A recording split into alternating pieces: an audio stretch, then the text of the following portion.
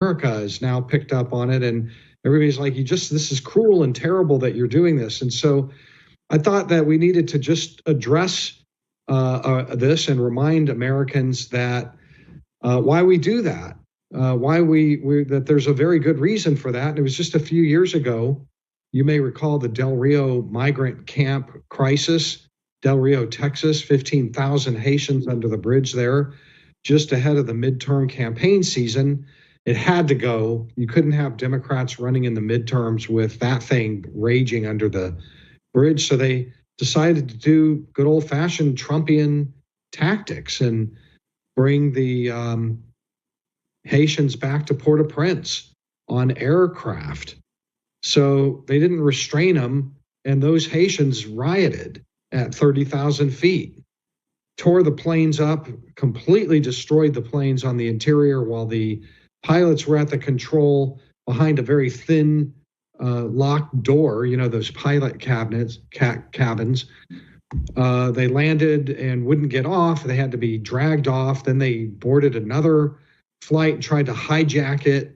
And this went on several more flights back in Texas as they were on the runway. They got the message on their cell phones and just rioted on the flights.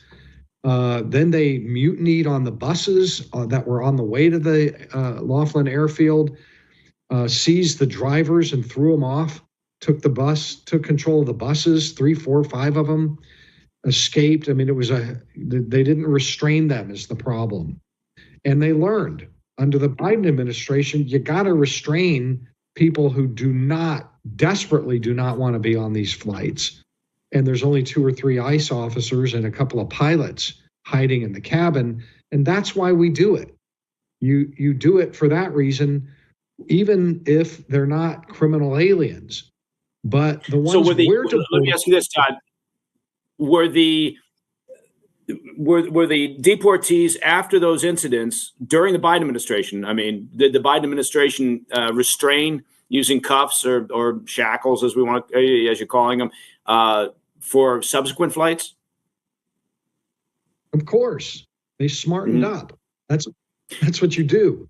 And was there any coverage? Was there any coverage from the media at the time? Was there any outrage expressed when the Biden administration started doing that? No,